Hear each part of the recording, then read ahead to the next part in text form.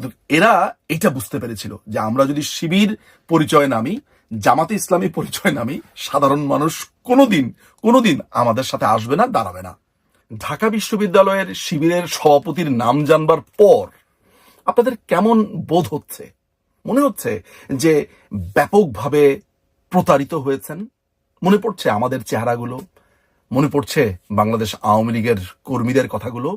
আজকে যখন পুরো বাংলাদেশ একটা কিলিং ফিল্ড হয়েছে, আমাদের কথা মনে পড়ছে যে আমরা আপনাদের দিনের পর দিন বলেছিলাম এটা জামাত শিবিরের আন্দোলন, এটা হিজবুত তাহরীরের আন্দোলন। কেমন লাগছে? কেমন বোধ করছেন? নিজেকে প্রতারিত মনে হয়ে কত বড় একটা ছাগলের বাচ্চা মনে হচ্ছে বলবেন। আন্দোলনের নামে সারা বাংলাদেশে সহিংসতা, একটি নির্বাচিত সরকারকে উৎখাত, এ সমস্ত কিছুই আপনারা জানেন, নতুন করে বলবার কিছু নেই। আজকে বাংলাদেশের রাজনৈতিক এই পট পরিবর্তন পরবর্তী সময়ের সবচাইতে বৃহৎ বোমাটি সম্ভবত বিস্ফোরিত হয়েছে, এবং সেটি হয়েছে ঢাকা বিশ্ববিদ্যালয়ের যে শিবিরের সভাপতি আবু সাদিক কায়েম, তার একটি স্ট্যাটাসের মাধ্যমে। একটি স্ট্যাটাস দিয়ে সে পরিষ্কার করে জানিয়ে দিয়েছে সে বাংলাদেশ ছাত্র শিবিরের ঢাকা বিশ্ববিদ্যালয় শাখার সভাপতি। তো শিবিরের মতো একটি খুনের সংগঠন, একটি সন্ত্রাসী সংগঠনের নেতা যদি নিজেকে জাহির করে বা বলে বা প্রকাশ্যে আসে, তাতে সেটি বড় বোমা বিস্ফোরিত কিভাবে হয়? এ কারণেই হয়, এই যে কথিত ছাত্র আন্দোলন হয়েছে, এই যে কথিত ছাত্র আন্দোলনের নামে সমন্বয়ক বা বিভিন্ন ধরনের যা কিছু ঘটেছে গত 1.5 মাসে 1 মাসে, এটির একটি প্রধান দায়িত্বে এই কায়েম ছিল। এই কায়েম আজকে পরিষ্কারভাবে তার ফেসবুকে তার পরিচয় জানিয়ে দিয়েছে। আমরা এই আন্দোলন শুরু হওয়ার পর থেকে আমরা যারা রাজনৈতিকভাবে বিভিন্ন পর্যবেক্ষণ করি কিংবা রাজনৈতিক যারা নেতৃবৃন্দ আছেন, তারা পরিষ্কার করে বলে দিয়েছিল এই আন্দোলনটি মূলত শিবিরের আন্দোলন, বিএনপির আন্দোলন। এখন আমরা যে জিনিসটা দেখতে পাচ্ছি পরিষ্কারভাবে, সেটা হচ্ছে দেখা যাচ্ছে যে এই আন্দোলনের প্রথম দিকে যারা জড়িত ছিল তাদের প্রত্যেকের মুখোশ আমাদের সামনে ভেসে উঠেছে। আইদার কেউ ছিল ছাত্র শিবিরের, তা না হলে হিজবুত তাহরীরের। এর আগে আমরা শো করেছি যে মাননীয় প্রধানমন্ত্রীর ঠিক চলে যাওয়ার পর সবচাইতে বড় মিছিলটি বের করেছিল হিজবুত তাহরীর। আমরা দীর্ঘদিন ধরে বলে এসেছি যে বুয়েটের মধ্যে হিজবুত তাহরীর আছে, তারাই ছাত্রলীগের রাজনীতি নিষিদ্ধ করতে চাইছে, তারা ঢাকা বিশ্ববিদ্যালয়ের রাজনীতি নিষিদ্ধ করতে চাইছে। আমরা বারবার বলতে মুখে ফেনা তুলেছি এবং মরে যাওয়ার উপক্রম হয়েছে আমাদের।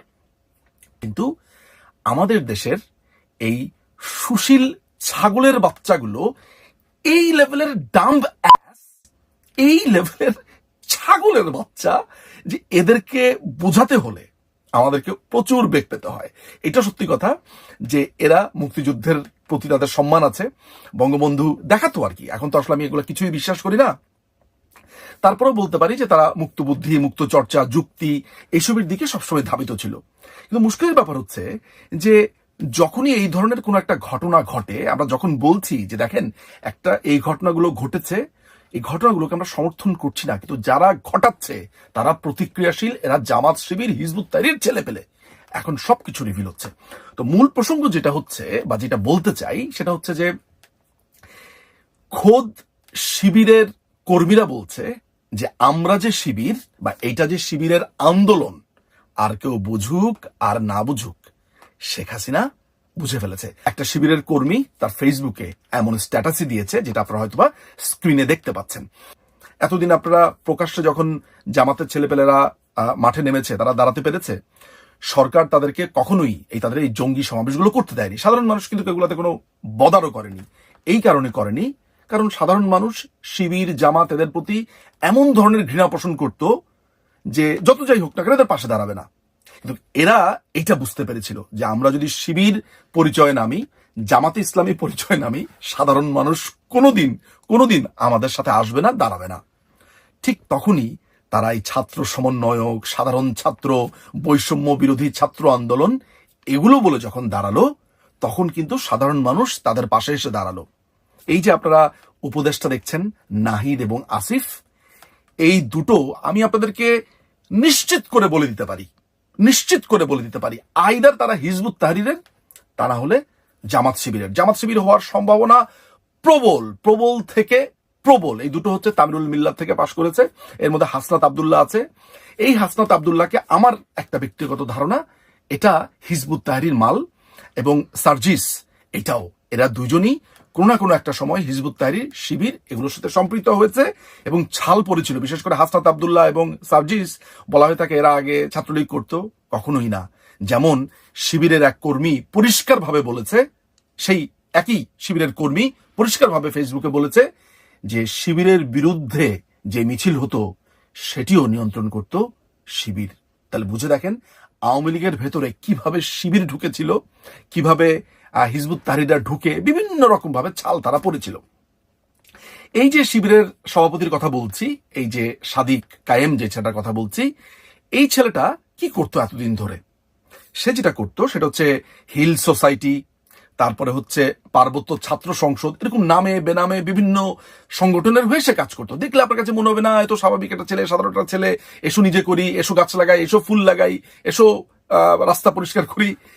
এই ঘটনাগুলো মূলত ঘটেছে আপনার এই করোনার সময়টাতে। বিভিন্ন নামে বেনামে বিভিন্ন সামাজিক সংগঠন তৈরি করে এদের আড়ালে এই শিবির জামাতের ছেলেপেলেরা কাজ করেছে। আপনি এখনো পর্যন্ত এই ছেলেটি বলার আগ পর্যন্ত ওকে যখন আপনি ছাত্র সমন্বয়কদের কেন্দ্রীয় ভূমিকায় দেখতেন, ভাষণ দিতে দেখতেন, টিভিতে দেখতেন, স্ট্যাটাস দিতে দেখতেন, বা তার ফেসবুক ঘেটে একটা বারের জন্য আপনি বুঝতে পেরেছিলেন ও শিবির? আমি প্রতিদিন এই কান্না করেছি। 16 তারিখ থেকে আমরা ইতিমধ্যে আলটিমেটাম দিয়েছি, দুপুর 1টার মধ্যে যদি প্রধান বিচারপতি সহ অ্যাপিলেট বিভাগের যারা বিচারপতিরা আছে তারা যদি পদত্যাগ না করে ছাত্র জনতা রাস্তায় নেমে পড়বে। ও কিন্তু, আমি এটাকে স্কিলই বলবো, সে স্কিল দেখিয়েছে এবং এটি দেখিয়ে সেটি গোপন করে রাখতে পেরেছে। এখন কথা হচ্ছে এত কিছুর পরে আপনার কি আসলে লজ্জা হয়? মানে এই সুশীল আপনাকে বলছি, এখন কি একটু লজ্জা হচ্ছে? মনে হচ্ছে যে প্রগতিশীলতার অন্যান্য ব্যক্তিবর্গ আছে যারা ডিরেলড হয়নি, তারা যে বলেছে তাদের কথাগুলো এখন মনে করে একটু লজ্জা হয়। মনে হয় যে এদেরকে কত কিছুই বলেছি না, আপনারা ফেসিস্ট, আপনারা সবাইকে জামাত শিবির মনে করেন, এই যে তখন আমাদেরকে এগুলো বলেছেন, এখন কি একটু লজ্জা হচ্ছে? একটু লজ্জা করেন, কারণ সামনের দিনের এই নেতৃত্ব আমরা দেব। আমরা আবার এই জামাত শিবির, হিজবুত তাহরীর, আমরা বাংলাদেশ আওয়ামী লীগ এবং সমমনা দলরা এদেরকে এই বাংলাদেশ থেকে কমপ্লিটলি নির্মূল করব। সেটা করব। আমরা জানি সেদিন আমরা হয়তোবা এই সুশীলদেরকে বা এই গাধার বাচ্চা সুশীলদেরকে আবার আমাদের পাশে পাবো। গাধা বন্ধুও বিপজ্জনক, তারপরেও ওরা আমাদের সাথে থাকবে। সেই দিনের জন্য অ্যাটলিস্ট এখন থেকে প্রস্তুতি নেন। ভবিষ্যতে যখন আমরা বলবো যে ওইটা হচ্ছে শিবিরের বাচ্চা, ওইটা হচ্ছে হিজবুত তাহরীরের বাচ্চা, সেদিন যখন আবার এই যুক্তি আমাদেরকে দেখাবেন না। কারণ আমরা যারা মুক্ত বুদ্ধির, মুক্তিযুদ্ধের পক্ষের, আমরা সাপের বাচ্চাদেরকে চিনি এবং এখন থেকে শপথ নেন যে নিঝুম মজুমদাররা যখন বলবে এরা প্রতিক্রিয়াশীল, এরা মৌলবাদী, সেটা মেনে নিন এবং এটা বুঝে নেন যারা না বুঝে কখনোই কিছু বলেনি। মুক্তির জন্য প্রস্তুতি নেন, শুধু প্রস্তুতি নেন, প্রস্তুতি নেন, ধৈর্য ধারণ করেন, এই দেশ আমাদের হবেই। জয় বাংলা, জয় বঙ্গবন্ধু, বাংলাদেশ চিরজীবী হোক।